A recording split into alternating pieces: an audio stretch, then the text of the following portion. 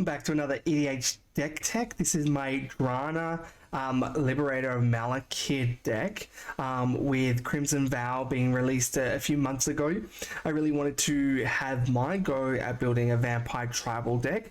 I also had the idea of building a counters deck, not something that I've done before, and I've been wanting to do it. I think playing around with the counters is a lot of fun, and you know, a lot of my opponents get to do it, so I was like, you know, I really wanted to build a counters deck, and this one I kind of get to knock off 2 in 1. So this one is unadulterated vampires. It's just vampire tribal through and through. It's probably even more vampire creatures than, say, my zombie tribal deck. So it was actually quite easy to build a vampire tribal deck. I think it's well supported, so it wasn't too difficult. I think I could pick and choose ones that really I either personally enjoyed the flavor and style of it, or I felt were strong, or I felt that worked with the counters theme going along in the deck.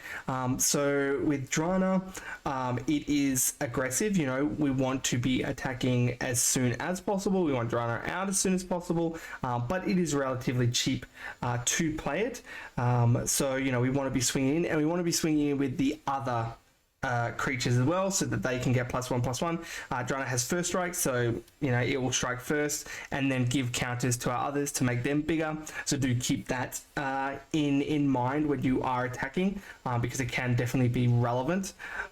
So really, I wanted to make attacking vampires aggressive deck. This is probably even more aggressive than, say, my werewolf tribal deck. The interesting thing is vampires have a lot of invasion, so they usually come with you know, like menace or flying, or death touch or something like that. So like attacking was actually, you know, rather easy with this deck, and it also has a lot of, like, you know, blood artist effects. You know, majority of the blood artist effects are vampires themselves, so that made it really easy as well. So you have that other avenue to attack. So it was quite a fun deck to build and play. So we'll go through the deck. So yeah, Drana, obviously the commander. Actually, so what I'll do is I'll split these off, and then we'll go from there. All right. So first up, so this is just all vampires. This whole pile is just vampires. So that was a really nice part about building this deck. It's just put as many vampires as you want in, all really synergizing around the counters. So Indulgent Aristocrat, Lifelink, sure, whatever. You know, we start pumping our vampires up. 1/1's a bit hard sometimes, but this one is a nice little sack outlet, and it does pump all of our other vampires, which is really great. Shadow Ally Denizen, another one, 1/1 for 1, not really going to be doing much, but we're going to start getting counters on it, and this one will give Intimidate, so, you know, artifacts and all creatures they share color with, so entirely black. So it essentially gives us another form of evasion, because there are some that, you know, don't have flying or anything like that, so they can also attack in. So we want to give as much evasion, and having this, you know, nice and cheap. Usually I can even play this and then another vampire as well, and make sure that I get that Intimidate on one of my other ones that are already on the board. Vampire Cutthroat, Skulk. So, you know, has an invasion and lifelink, which is quite nice. Do keep in mind, obviously, the more counters you put on this, the less important Skulk becomes. But by that time, we're, you know, it's getting bigger. We're getting invasion from some of our other creatures, things like that. So this is quite nice, just to get down early. Be aggressive. Vampire the Dire Moon, same thing. Death touch, so our opponents are less likely to block, because we do want to be attacking.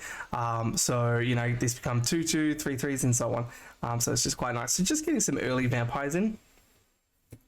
Blood Artists, so we're not really aristocrats in a lot of ways. There are a few sack outlets, obviously, but this is more just, you know, some of that insurance, and if any of our creatures are dying from being blocked, you know, we got some of that in there, as well as a bit of life gain. Bloodseeker, another one, so 1/1 for 2. It's nice, so it's just going to kind of it's not necessarily going to stop our opponents, but it's going to start dwindling down their life total, just like Blood Artist, you know, so that when we are aggressive, you know, it's going to be much more important because they're hopefully less life. Cordial Vampire, great one, another one. So when our creatures die, or it dies, we get +1/+1 on all our vampires.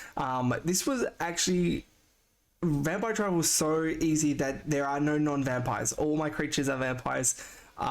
Usually my tribal decks will have, like, you know, 1 or 2 splattered here or there, you know, creatures that perhaps are not on tribe. But vampires are so well supported that it was really easy. So everything's a vampire.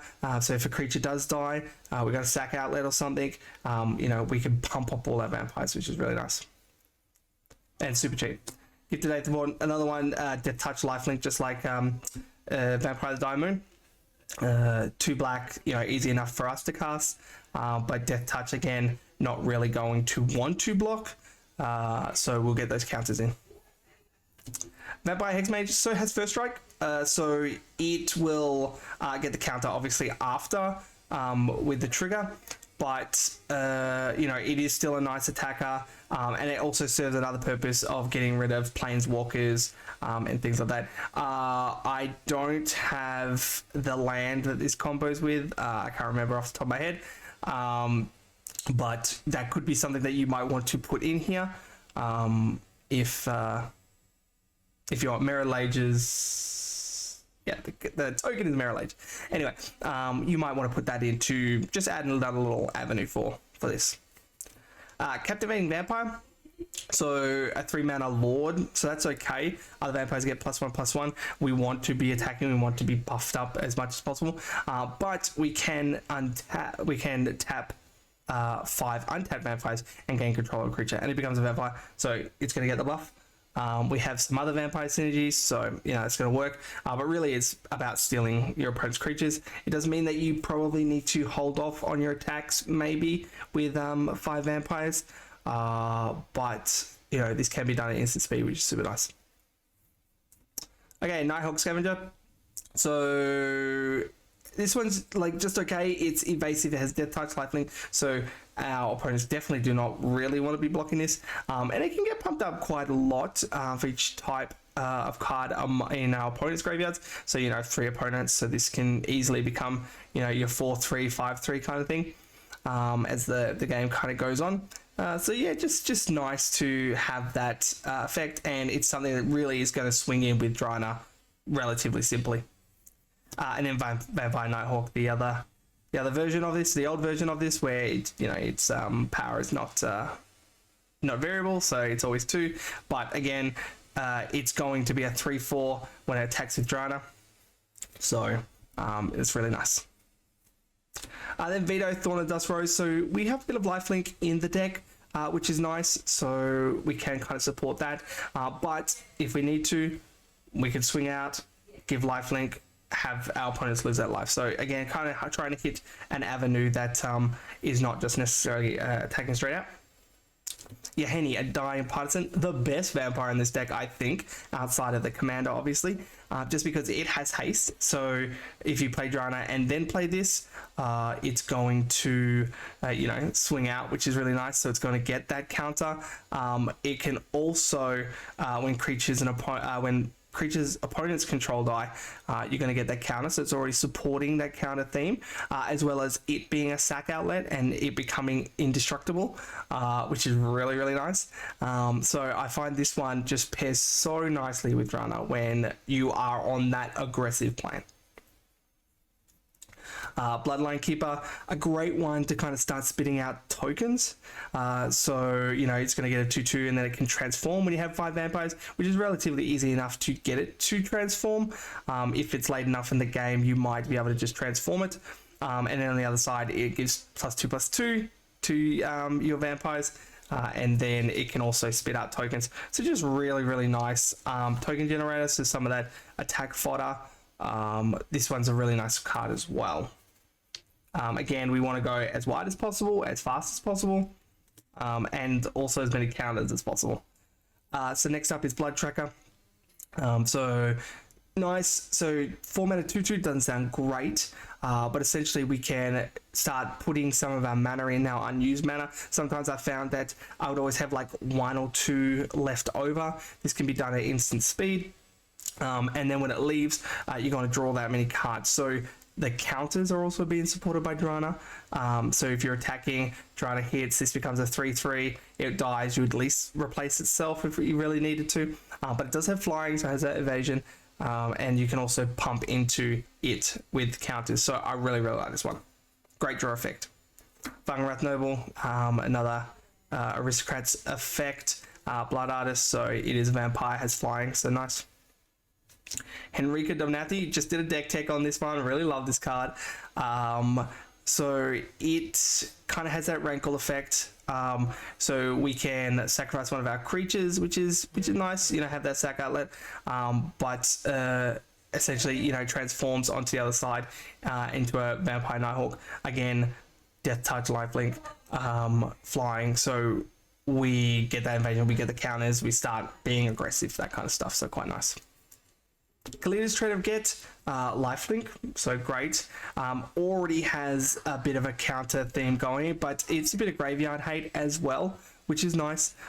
We will have vampires or zombies, I guess, in this.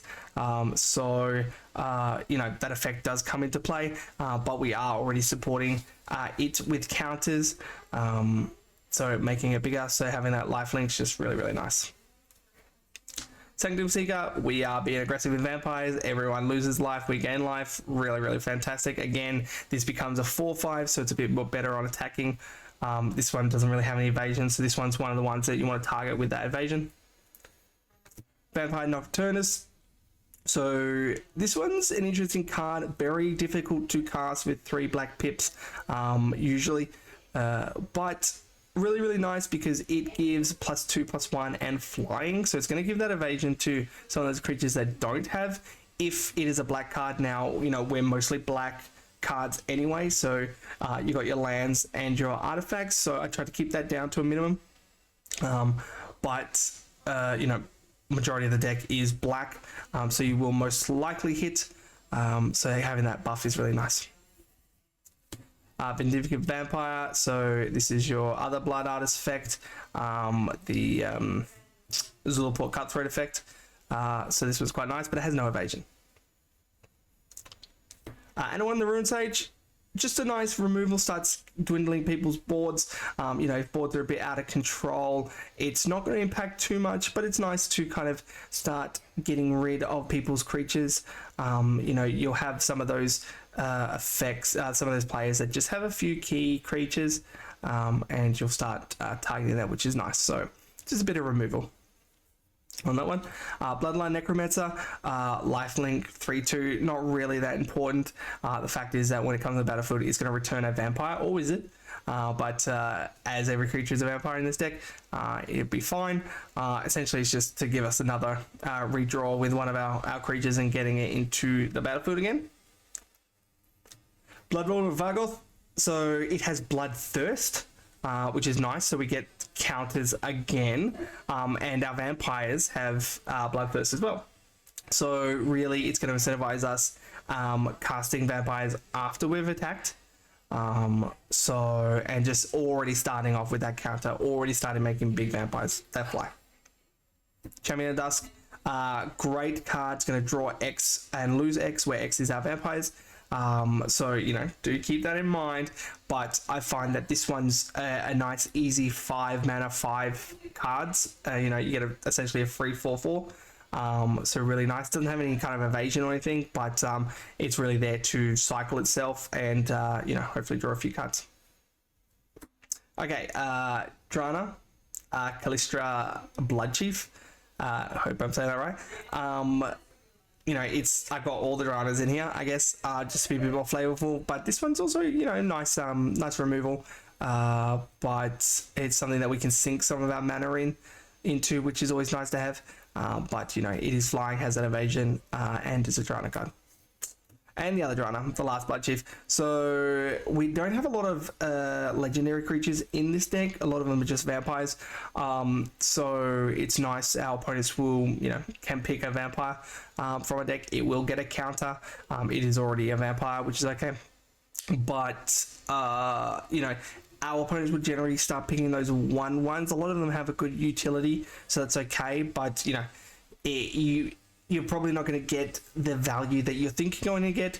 But it's a Drana card, so I felt it had a spot in this one too.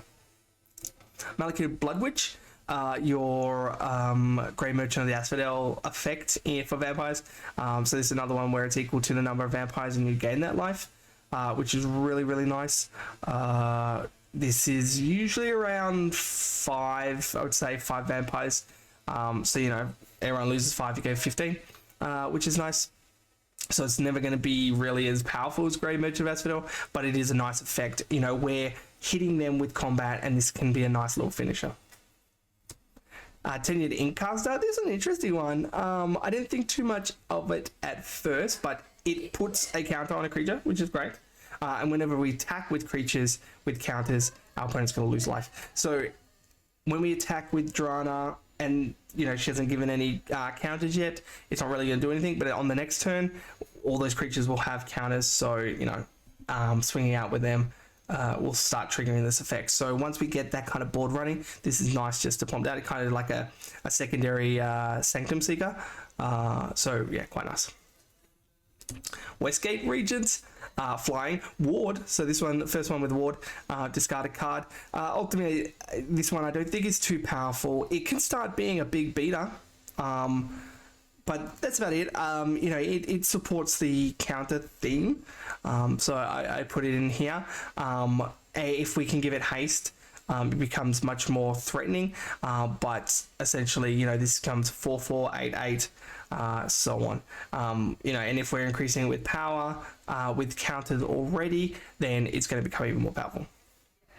Crossbreed Troublemakers, I love this card. I really, really love this card when I saw it. So attacking vampires, gain Death Touch and Lifelink. So we have that kind of spread around the deck, but it is already incentivizing us to attack.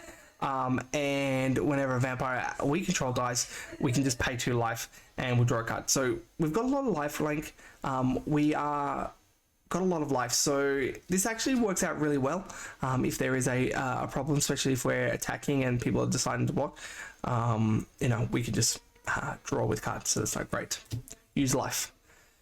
Necropolis Regent, this is one of the big ones. So whenever a creature deals combat damage, we get that many counters. So again, supporting that counters theme. If we're already putting counters on it, it's going to trigger with Drana and then trigger with this as well. So we're just going to get a lot more counters. Our creatures are going to start becoming huge really quickly just after one combat swing. So it's really nice. Patron of Vein, a little bit of removal.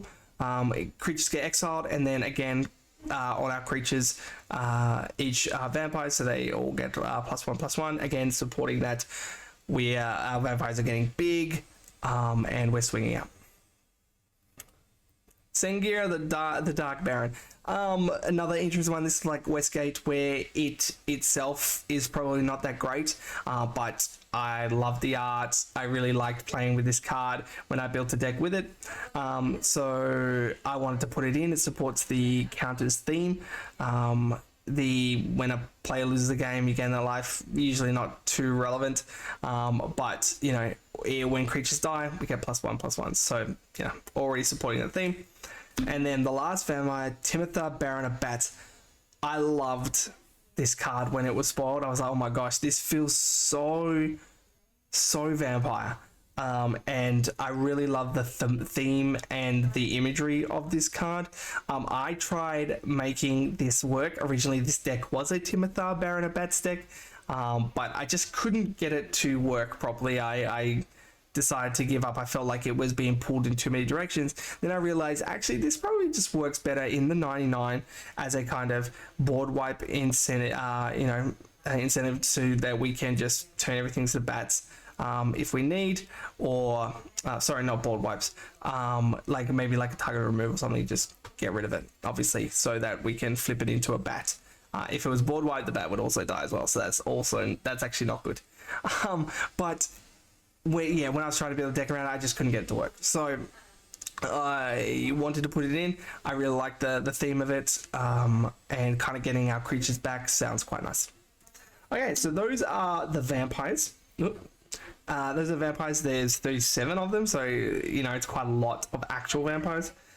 So a few vampire support cards.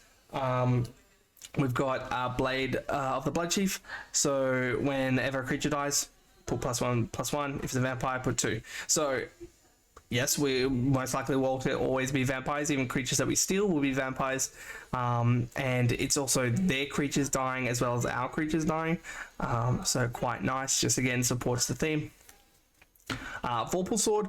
This one just for attacking, we want to attack. We want death touch. We want that kind of, a lot of our, you get counters equal to the damage you've done, stuff like that. It's great to pump that up, but it just gives another avenue possibly to win later in the game, start taking out some of those players, so quite nice. And then Haunting Voyage. So this one I'm currently testing, but I have been kind of liking it. So doing it for its foretell means that all vampires from our graveyard will come back to the battlefield, which is nice. So after those kind of board wipes, it's late in the game, you can just early on just foretell this out the way, just keep it out of the way, and then later in the game just bring all those vampires back, which is really nice. You could play Patriarch Spinning in this slot, but yeah, I've been trying this and I've been quite liking it, just foretelling it, putting it out of my hand. Sometimes when you have Patriarch Spinning early on, you are kind of stuck with this dead card, and then some kind of discard effect or something, or wheel or whatever will just get rid of it and it's just become a useless card. But this one, you just foretell it away and then obviously play it when you're ready. So this one I actually quite like. Okay, we have a bit of protection here. Malakir Rebirth, we want to keep our Drana around. It's also a land on the other side, so that's quite nice. Lightning Greaves, we want to be attacking. Obviously, we don't really target too much, but we want to have things that have haste, obviously. And then Swiftfoot Boots, also, hexproof, it's a little bit more expensive. Then we have a little bit of draw. So some of our creatures help with our draw, which is great, but I did want to make sure that we had plenty of ways to do so. That was outside of our creatures. So Vampiric Rites, this one's probably the weakest of my draws. Paying 2 mana, sacrifice a creature to draw a life. It could be helpful, if somebody's trying to Swords to Plowshare one of our creatures, I can just sacrifice it. It's also very thematic, and very cheap. I wanted something that I could kind of get down in addition to other vampires, so quite nice. Knight's Whisper, put it in all my black decks, draw 2, lose 2, great, very efficient. Sign of Blood, same thing, accept the targets. Herald's Horn, we play a lot of vampires, so the reduction is great, and also you are, a third likely to hit, I guess, depends on your starting hand, obviously, but the maths, whatever, but yeah, you are generally going to hit, so that's really great, and it's cheap enough. Pact the Serpent, another one that's kind of like Champion of the Dusk, where we're going to pick vampires, obviously, and we're going to have around 5-6 vampires, maybe. Phyrexian Arena, try to get it down early as possible, but get that card each turn. Read the Bones, Scry 2, can be nice to kind of help our draws. Minions Murmur, similar thing, number of creatures you control, essentially it's the same as Pact of Serpent, but a little bit more expensive in that we only have vampires anyway, so yeah, keep that in mind. You are losing life, but we have a lot of life links, so that's not quite nice. And then Vanquish's Banner, nice little Lord effect, gets +1/+1, but every time we cast a creature spell of Vampire, we'll draw a card, so that's kind of what we want. It's that Beast Whisper style effect. We don't really get a lot of these in black, so it's quite nice. Okay, some removal. So Defile, play a lot of swamps, very efficient, something that we can play with one of our vampires and then be able to play this, so that's what we want. Feed the Swarm, get rid of it. Enchantments, you know, those ghostly prisons and things that people play. Infernal Grasp, super cheap, easy. Again, we want to play a vampire and this. Get one of those, maybe one of those blockers out the way. Battle Mastery, same thing. You can play it for its student cost and opponent draws a card. You know, in my experience, the card usually doesn't really pay too much effect. You know, you can pick the player that's behind, or you know, player whose draw is irrelevant. Maybe they're playing something, you know, some strange deck that's not really going to matter for your aggressive style. The fact is, it's 2 mana, and you can get rid of that creature as well as start attacking. That's what you want to do. Daily Relic, we definitely want our commander out, so having that target exile effect is really great, and it's free. And then Kindred Dominance. So normally I play, you know, 3-4 board wipes in a deck. This one, just one. All I want to be doing is playing vampires and swinging out. Let the death touch, you know, kill some creatures, or let them deal with whatever they're doing. But this one's really nice in that, you know, I can choose vampire. Opponents most likely won't have vampires. And then, you know, it's going to destroy. So it's not going to affect me, but it's going to destroy everyone else's creatures and get them out of the way, which is great. Okay, some ramp. So, Dark Ritual, first turn 1 Drana. That's what we want. Soul Ring, great. Not a turn 1 Drana. But can be, I guess, a turn 2. Arcane Signet, really good. Again, this is my usual ramp package. Fellwhite Stone, all the mana rocks that I think are, you know, 2 mana or less, that I have that fit well into these decks. Jet Medallion, we have a lot of like 1 generic, 2 black pips kind of cards, so and a lot of, I guess, black cards in general. So because we want to be supporting Vampire Nocturnus, so you know, this is also very good. Mind Stone can draw, which is nice, and Thought Vessel. And then land package. So this is also very similar to my usual. So Ancient Tomb, really great for ramp. Paducah Bog, some Exile Hate, so that, you know, in turn with Kalidas also helps. Cabal Coffers, we run a lot of swamps, so this can turn on. Having this land is a bit of a bummer sometimes, because this is a much more aggressive style deck. So I could see the not including this, but you know, after turn 4 onwards, and you've played 3 swamps, then it doesn't really matter. Cabal Stronghold, play a lot of swamps. This one is only basic swamps, so keep that in mind. But you know, you'll start in the later game getting that 1-2 extra mana, which is nice. Nixos Shrine of Nyx, there are a lot of black pips in this deck, so the devotion is quite nice. Phyrexian Tower, again, just a bit of a sack outlet. Maybe we have an irrelevant creature that's not really doing anything when we need to get some of the extra mana out for maybe a Kindred Dominance or something that's a bit more expensive. Having that, as well as maybe a targeted exile effect or an exile effect in general, we can also keep one of our vampires around for our Haunting Voyage. Shizo Death Storehouse. So it gives a legendary creature fear. Again, we don't have a lot of legendaries, but our commander is obviously legendary, so we do want to support that, make sure that we can get in with it.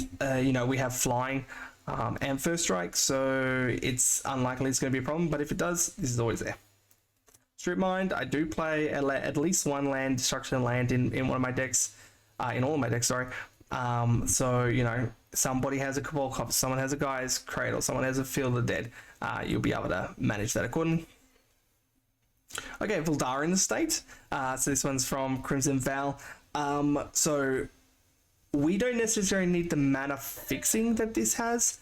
So that's not too important, but just creating blood tokens just, you know, randomly when we have some mana. Like I said, I get a board of about 5 or 6 vampires, so this generally does become pretty cheap just to get a blood token if we need, just to help smooth out draws as well. And you know, a colorless utility land is not really a detriment to this kind of effect, so it's, you know, quite nice. And if I need the extra black, then it's fine.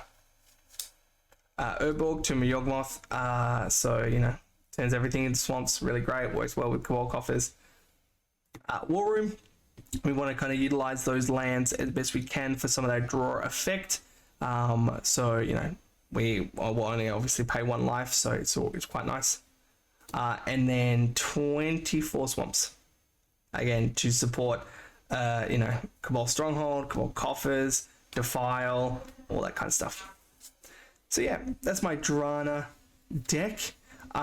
It's very aggressive. It has very similar styles to my Werewolf Tribal deck, but obviously this is you know, flying, has that kind of life link, so it kind of has a bit of extra decision making choices, actions, game actions, things like that, putting counters on, and much more aggressive and a lot easier to swing in. Just like my Mono Red Dragons deck, it has a very similar feel. This one requires a bit, like, you get creatures down earlier, but it's a bit more extra effort to make sure that they're big enough. Where the dragons, you get things down super late. Sometimes the game's already over by then. So this one's quite nice where I can already start swinging in early. Do keep in mind that, you know, people don't generally like being attacked. So, you know, you might be targeted early, but that's all part of the fun. So yeah, thanks a lot. Deck's been a lot of fun. I hope you enjoyed. Thanks a lot. See ya.